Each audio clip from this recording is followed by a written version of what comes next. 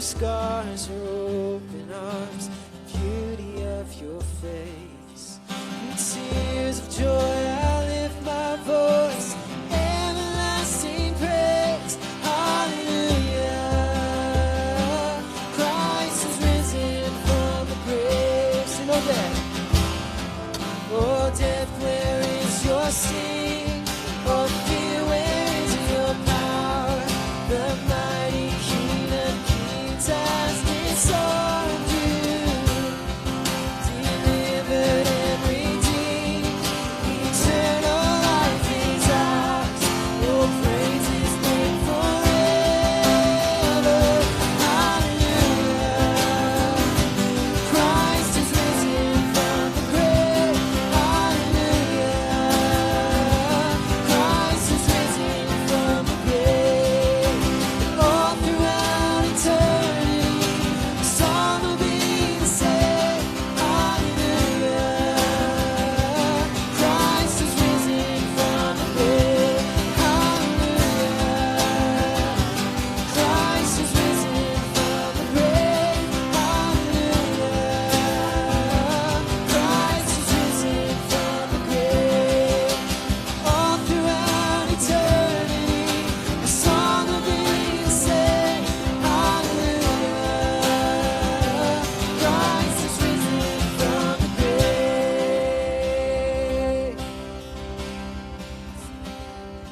Hallelujah. Christ is risen from the grave. Hallelujah. Christ is risen from the grave. Hallelujah. Christ is risen from the grave. Hallelujah.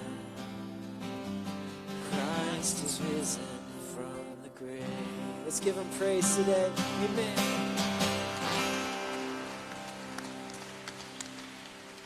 Hey, thank you so much. You can have a seat.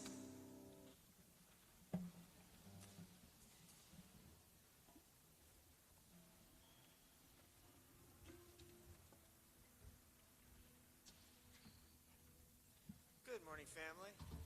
My name's Neil Heim. I am one of your deacons. The staff, Steve, and the elders have asked us as deacons to come up and join with them in reading some scripture and praying before our service, so you guys get a chance to see our face. We're here to be part of you guys, to help you in ways you may need, and when you have troubles in your life, the deacons are just here to support the church family as a whole. So today I wanted to read some scripture with you this morning, and I'm going to be reading from Galatians chapter 5. And I want to encourage you when you get home tonight to read these verses I'm about to read with you. I'm reading from the Contemporary English UK version, so it'll sound a little weird, because the word's living and alive, and it's going to change when we go back and visit it again and again. So today I'm going to be reading chapters 16 through 23. It says, "If you are guided by the Spirit, you won't obey your selfish desires. The Spirit and your desires are enemies of each other. They're always fighting each other and keeping you from doing what you feel you should. But if you obey the Spirit, the law of Moses has no control over you. People's desires make them give in to immoral ways, filthy thoughts, and shameful deeds. They worship idols, practice witchcraft, hate others, and are hard to get along with. People become jealous, angry, and selfish. They not only argue and cause trouble, but they are envious. They get drunk, carry on at wild parties, and do other evil things as well. I told you before, and I am telling you again, no one who does these things will share in the blessing of God's kingdom. God's Spirit makes us loving, happy, peaceful, patient, kind, good, faithful, gentle, and self-controlled. There is no law against behaving in any of these ways." Will you please pray with me? Father God, we thank you for today. We thank you for bringing us together as a family to hear your word, to hear a message that Steve has prepared for us, to celebrate in baptism with those believers professing their faith in you.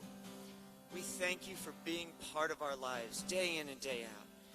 We pray for Steve's word that they will fill us up today to overflowing so we can step out of this place and be your hands and your feet for the world around us. Thank you for your loving kindness and your Son. In Jesus' name, amen.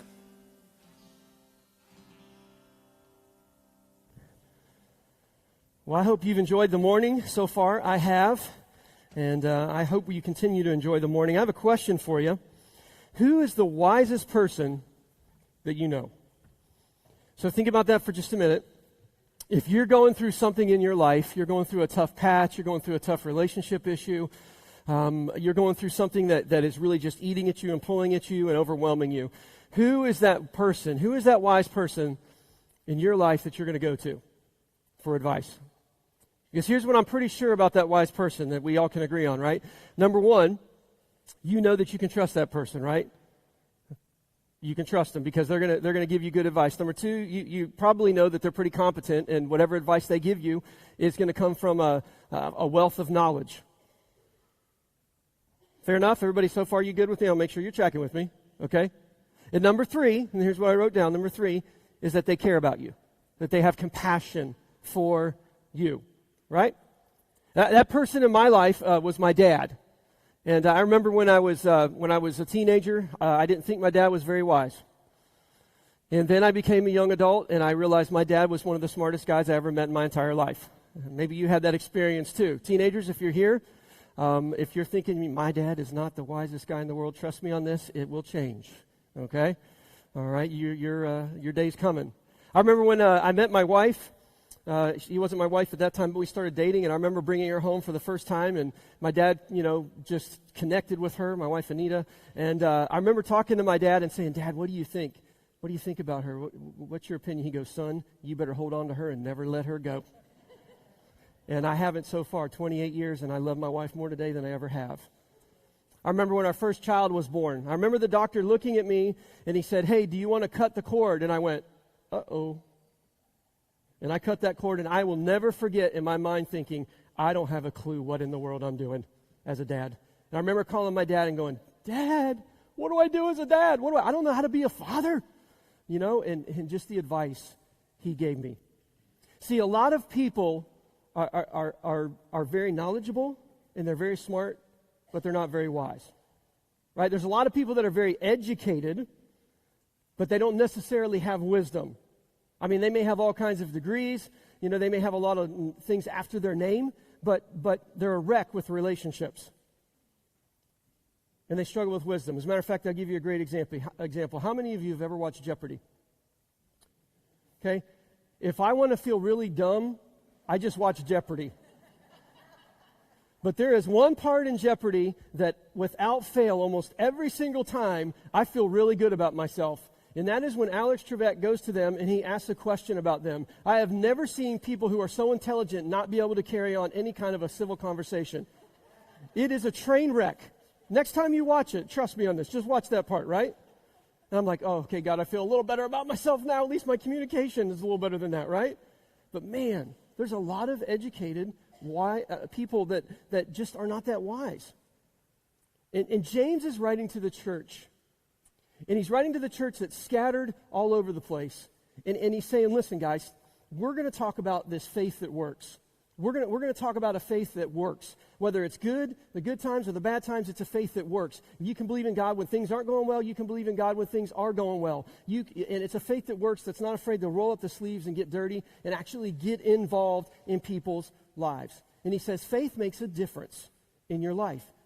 But he also says, as he's writing to the church, and he's so passionate, faith makes a difference in the life of a church. All right? And what we're going to talk about today is wisdom. And James is so adamant about this, and it's a very short passage, but it is such a powerful passage. And I want to kind of try to unpack it today for all of us. And it's really about wisdom. And James talked about this earlier in our study. James 1:5 says this, if you need wisdom, ask our generous God, and he will give it to you. He will not rebuke you for asking. So James says early on in this letter to the church scattered all over that, listen, if you need wisdom, ask God. He's going to give it to you. It's a gift. Just ask God and he'll give it to you. And if I could put this into a very compact phrase of these 6 scriptures in a compact sentence or a compact phrase of what James is going to say to us today, it is this: wisdom is a lifestyle. There you go. Wisdom is a lifestyle. See, wisdom really doesn't have anything to do with our intelligence or our head knowledge. It's an applied knowledge.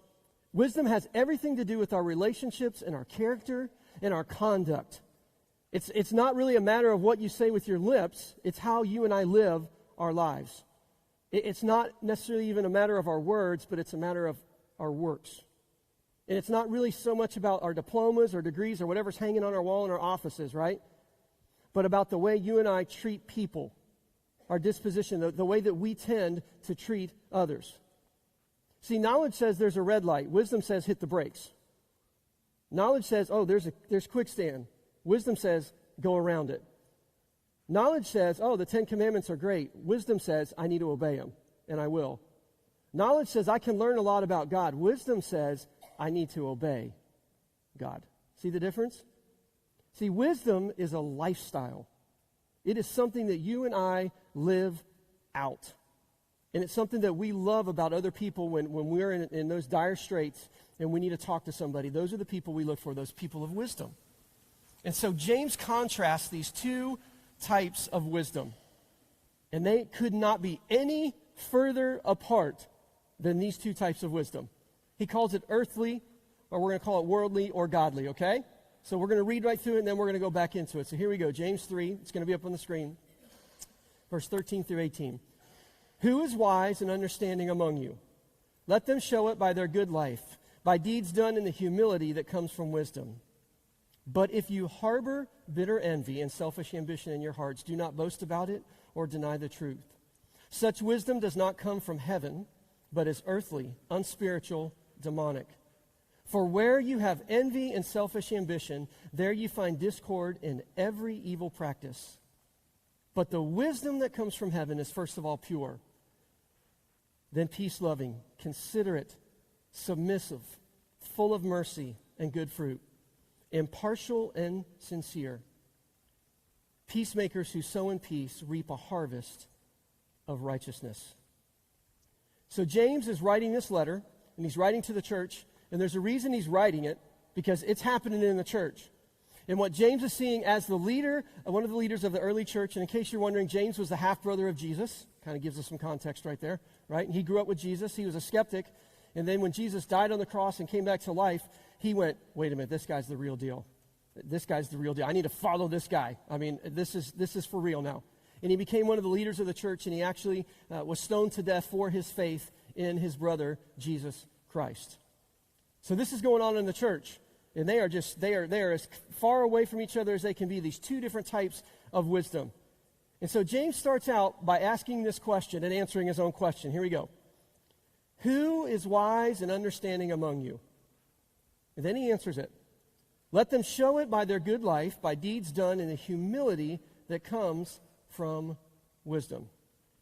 In other words, what he says is this. If someone claims to be that way, if someone claims to be wise, right?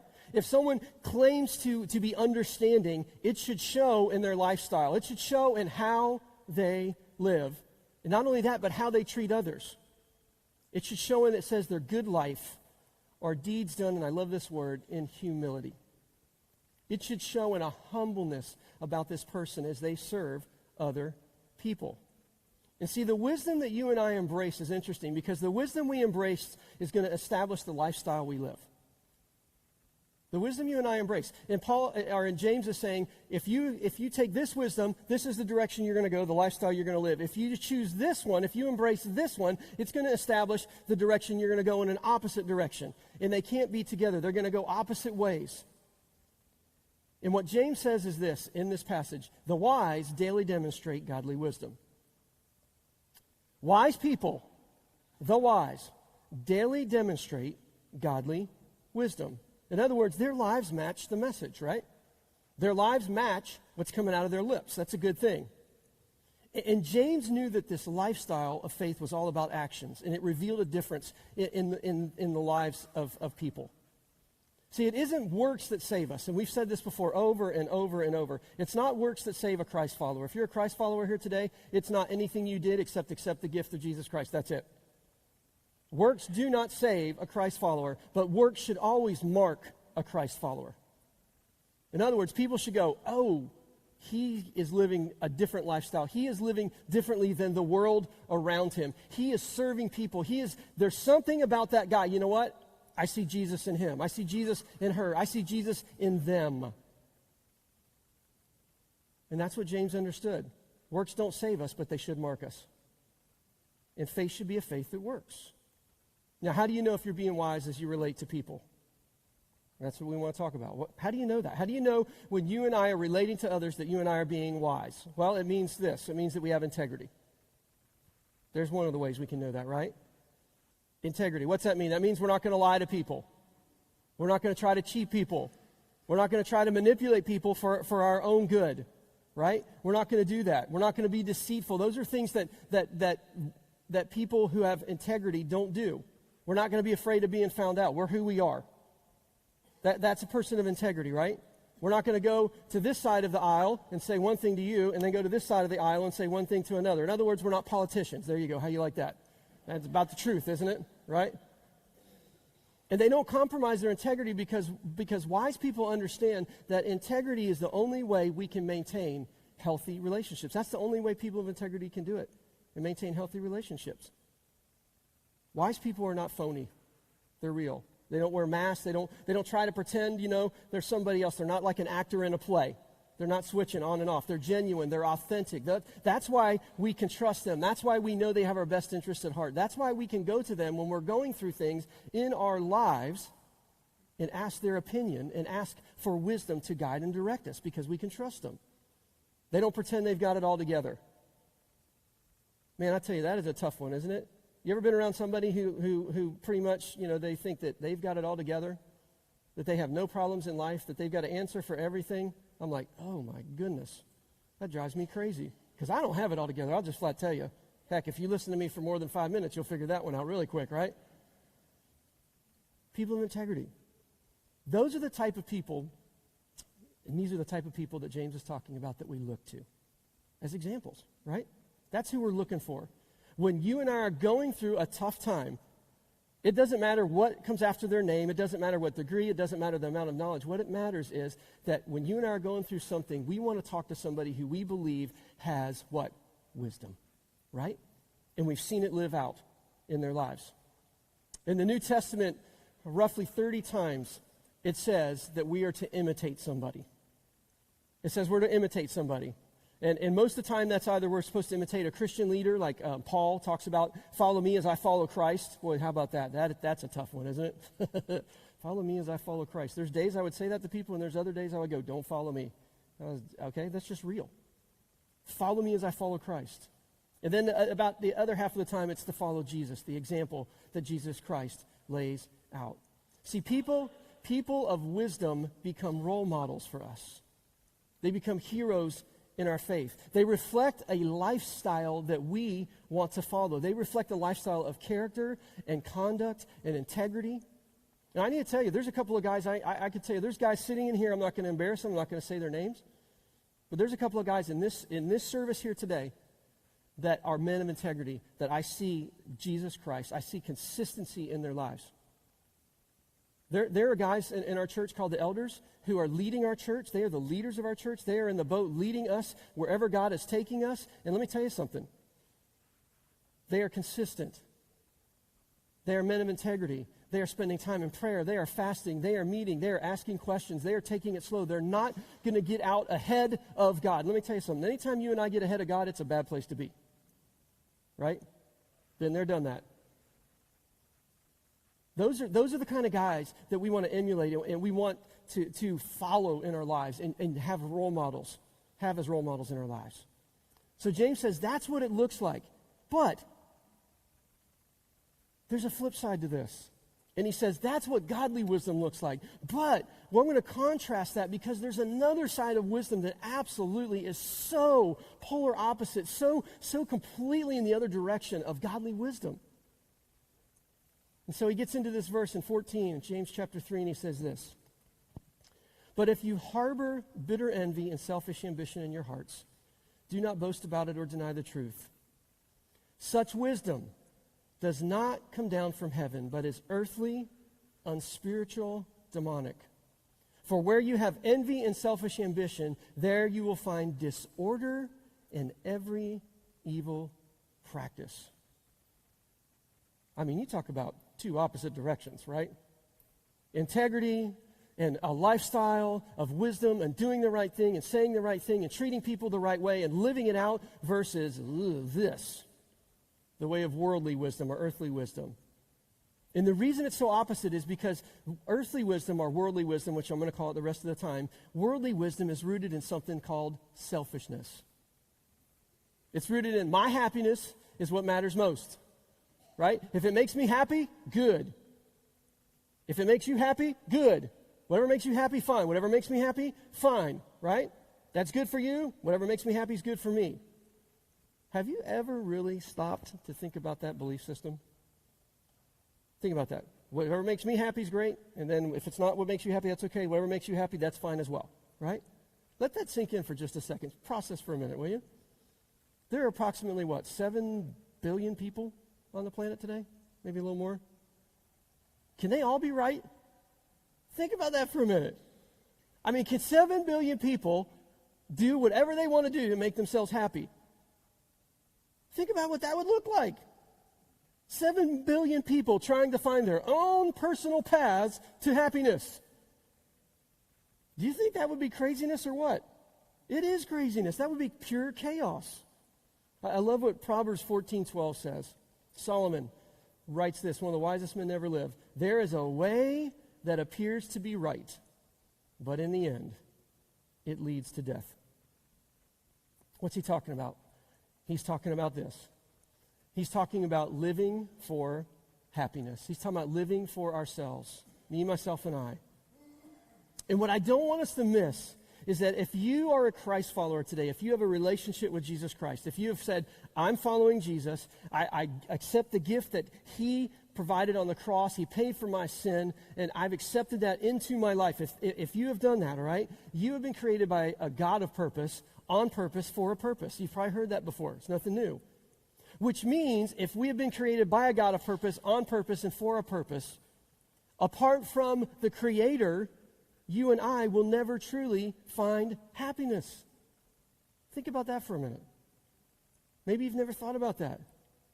See, anytime you and I chase after happiness apart from God and we claim to be a Christ follower, whether it's outside the church or inside the church, anytime we do that, we're never going to find it. And instead of fulfilling the desires that are in us, if we chase those desires apart from God, those desires begin to do what?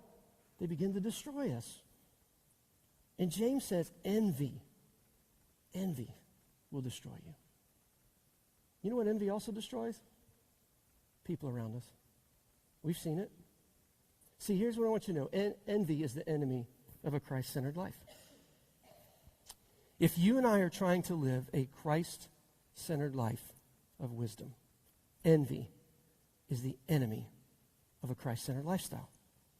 Why? Because envy grabs at things. Envy says, I see it, I want it, I'm going to hold on to it, it's mine. What's mine is mine, and right, what's yours should be mine, right? Envy sees only its needs. Doesn't see anybody else's needs. Doesn't see the needs of the people around him. It just sees its own needs, and it chases after those. Now contrast that for a minute with grace. What's grace say? Grace says, everything I have been given is undeserved. It is a gift. And so everything that I have, I want to use to help others. And if I have something that I can help others with, that I can share with them, I'm going to do that. Man, look at the contrast. See, envious people who live in a world of envy, wrongly think their identity is, and their worth, right, is derived from their status or their possessions or their position or their title or whatever it may be. And as long as they think somebody else has what they think they should have or they think they should deserve or they think they want, they're miserable. I heard this saying and this phrase, I don't even remember where I heard this. Years ago, it's this: the more it's about me, the more miserable I will be. It's pretty good, isn't it? The more it's about me, the more miserable I will be. And envious people go, no, no, no, the more it's about me, the better it is. The problem is we know that's not true. See, envious people, when somebody else gets a promotion at work, they can't be happy for them. Because in their mind, all they're doing is processing why the promotion should have been theirs. When an award is given to a classmate at school or a coworker, all they do is go through and go, you know what? Here's all the reasons I should have got that reward. I should have been top of the class. I should have been promoted, whatever it is. See, envy prevents you and I from loving others. Envy prevents you and I from celebrating what other people do. Envy prevents you and I from rejoicing with people. And man, let me tell you something. As Christ followers, it is the enemy of our soul. Envy is the enemy of our soul. And one of the things we ought to be praying for on a consistent basis, I believe, as Christ followers, is that God's presence, His Spirit, will deliver us from envy because it literally will eat us up. He says, so enemy is the enemy of a Christ-centered lifestyle. And then he says, but it's not only enemy, it's selfish ambition. Now listen, real quick, I want to make sure you get this. James isn't talking about ambition here. Many of you are ambitious. All of us have ambitions in our lives, and there's nothing wrong with that. As a matter of fact, ambition simply means to strive or to work for something, to attain it. Nothing wrong with that. That's healthy. As a matter of fact, I would say that's scriptural, that a man is worth his wage, or a workman is worth his wage, or her wage. We should work, right? Selfish ambition is when you and I or somebody works to attain something so we can boast about it, or we can brag about it, or we can make sure that everybody around us knows all about it. That's our motive. It really boils down to our motives. Why do I want this promotion? Why do I want this possession? Why do I want this award? Why do I want this degree? Why do I want this position? And here's a question for us to ask when you and I are chasing after something. And again, there is nothing wrong with ambition. Will what I am chasing after help me love and serve others better? Or will it cause others to see me as someone they should serve? That's a big question, isn't it? Is it going to help me love other people better? Is it going to help me live a lifestyle of godliness? Or am I doing this so it will help other people to look and go, oh, yeah, he's got a title, he's got a degree, he's got this, she's got that, they have this, I need to serve them. See, what we believe, how we live our lives, the attitudes we adopt, all affect our lives. And those things inside of us, if it's envy and selfish ambition, or if it's what we're going to talk about in a minute, it all spills out into our daily lifestyle. And James says that that type of wisdom, that envy, that selfish ambition, it is not from God. It is earthly, it is worldly, it is unspiritual, it is even demonic. What's that mean? It means it's from the devil. And as a church, James was saying to them, listen, church, and he's saying to us, church, right? If we claim to be Christ followers, that shouldn't be happening in here. If we claim to be Christ followers, that's not how we should be living our lives. If somebody doesn't claim to be a Christ follower or somebody who has a relationship with God through Jesus Christ, that's different, right? But if we claim to have a relationship with Jesus and we are living this way, we've forgotten who we are. We've forgotten that we are children of God. We've forgotten that envy and selfish ambition have no place in our lives, has no place in the lifestyle of a Christ follower, and it certainly has no place in the life of a church. So what do we do? What do we do? How do we live this lifestyle? Because if wisdom is a lifestyle, how do we live it? What are those things we can do? What can we do? And if we know that the wise daily demonstrate this, they daily demonstrate godly wisdom, and we can follow them, we can emulate them, they can be somebody we look up to and an example for us. How do we live this out? Well, James doesn't leave us hanging, and this is what he gives us as he finishes this passage out. We can do this. We can sow seeds of peace that produce right living. We can sow seeds of peace that produce right living. Now, when I said right living, that word actually is really, it really means this. It's righteousness. And what is righteousness? Righteousness is defined as behavior that is morally justifiable or right. So when you and I, as a Christ follower, begin to sow seeds of peace, right, it begins to produce, not only in us, but it begins to produce in other people a life of right living. A life that can be emulated, a life that can be an example to the people around us. And this is how James says it in James chapter 3, verse 17 and 18. But the wisdom that comes from heaven is first of all pure, then peace-loving, considerate, submissive, full of mercy and good fruit, impartial and sincere, peacemakers. Here it is. Who sow in peace, reap a harvest of righteousness. Peacemakers who sow in peace, reap a harvest of righteousness. See, the Greek word in the New Testament for righteousness primarily, describes conduct in relationship to other people. Conduct and character, conduct in relationship to other people. And not only to other people, but conduct in our relationship as we connect with God. And it's completely contrasted with people who say, you know what, I'm not going to live that way. I'm going to do what I want to do. I don't respect God. I don't revere God. And you know what, I'm going to get mine while I can get mine, because this life is all about me, myself, and I. That's the opposite of it. The Bible describes the person of godly wisdom as just or right. It describes them as holding on or trusting completely in God. And then he gives us these characteristics. Pure. That just simply means uncorrupted. It means authentic. It's actually used in 1 John 3:3, and the word is used to refer to the character of Jesus Christ. That's pretty good example to follow, Jesus Christ. I would recommend that, by the way. Okay? Peace-loving. That means that you're working for peace. That means that you're not argumentative, that you're not trying to irritate people. You're not trying to, light you know what the spark is that gets people going, right? And sometimes, let's be honest, we just do it just because. Come on. I see some of you laughing right now, and see some of you elbowing one another out there. But he says that's not what a Christ follower does. It's contrasted by envy and selfish ambition. It's working for peace rather than working for myself. It's working for others instead of working for me. It says considerate. What's that mean? It means reasonable or fair-minded. It also means gentle. The considerate are willing to listen, right? And they're willing to yield. They're not quick to demand their own way. That's what it says. I love what James said in the first part of his book to the church. He said, they are quick to listen, slow to speak, and slow to become angry. That's what considerate is. Submissive. That really simply means this. They're open to reason. Ask yourself as I'm going through these, is this me? Is it the people that I think are wise? Is it the people that I am following? Am I living this type of life? See, submissive means open to reason. They're open to ideas and suggestions from other people. It's not that it's my way or the highway type of leadership. Full of mercy. What's that mean? That simply means undeserved kindness. Don't you love undeserved kindness? I love when God just gives us things we don't deserve. I am so grateful for that. Undeserved kindness. And Jesus showed that to many people in the scripture, and you can read about that. And he says we ought to show it to other people. Good fruit. What's good fruit? Good fruit is the consequences of us showing mercy to other people. It is the outcome of you and I being merciful people to others. Impartial. It means simply unwavering or not, undoubting. And then sincere. I love this one. It literally means not hypocritical. It means real. It means not fake. It means authentic and transparent.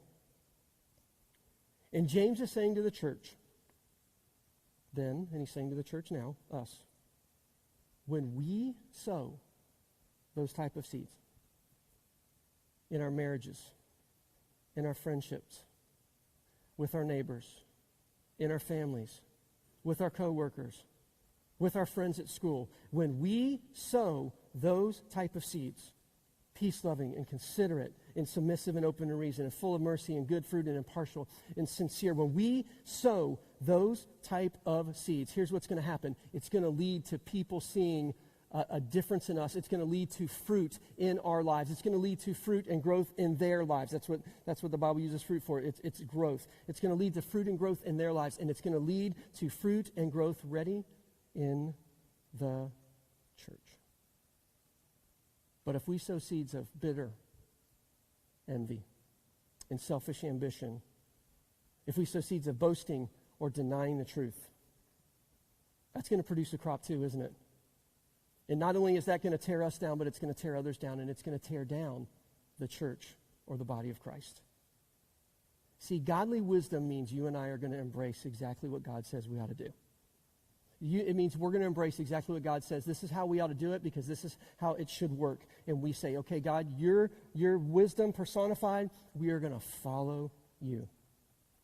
So let me ask this question as I close this. Go back over your last week. If you're honest with yourself, ask yourself this question: what kind of seeds was I sowing? Just over the last week. You don't have to go any further than that.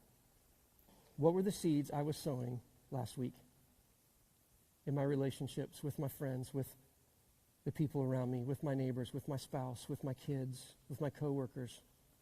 Was I sowing godly wisdom, seeds of peace and consideration and submissive and open to reason and impartial? Or was I sowing envious seeds and selfish ambition seeds?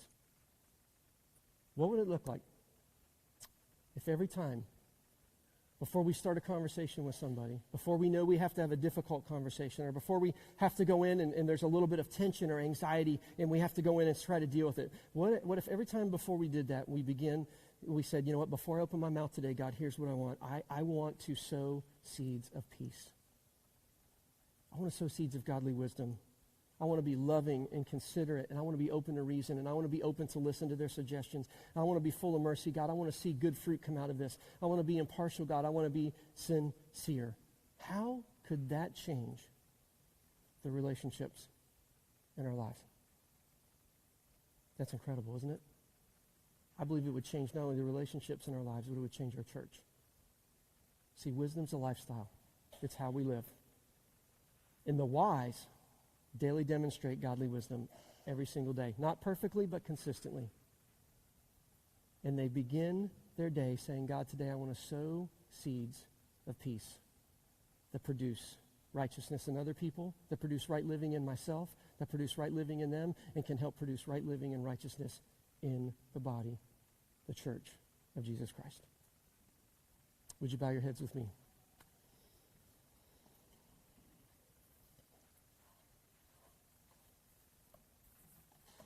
So as we close out today, our worship team's going to come up and they're going to sing something. And I'm going to ask you, as they sing this song, if you would just keep your heads bowed for a few minutes, and then they'll invite you to join in a little bit later in the song. But for the first part of this song, as they sing this, they're singing about God being our vision, God being our wisdom. Would you just take a few minutes as they do this to just ask God, God, where am I sowing seeds of godly wisdom? What does that look like in my life? Am I intentional about doing that? And then the flip side, God, are there areas in my life where I am sowing seeds of envy and selfish ambition, where it's all about me? So as you spend a few minutes in prayer today, and then they're going to invite you to sing along with them, I'm just going to ask you to just say, God, here I am. Would you search my heart? The psalmist David said, God, search my heart, know my ways, know if there's any wicked thoughts in me. And so today, as we close this service out, would you do that? Would you just take a minute to just say that to God, God, wherever it is, would you show me the kind of seeds I'm planting? Lord, because I don't want them to produce the wrong crops. I want them to produce righteousness, a right living in me. I want to live that lifestyle in others. And God, I want that to be the way this church operates. A lifestyle of integrity, a lifestyle of righteousness, a lifestyle of godly wisdom. So Heavenly Father, as we pray for just these next few minutes, our worship team leads and just sings a song and then invites us to be a part of that. God, would you just speak to all of our hearts? Speak to mine too. Lord, there are seeds in my life that sometimes are not good. I need to surrender those to you. So all across this place, God, would you do your work? We love you and we praise you. In Jesus' name, amen.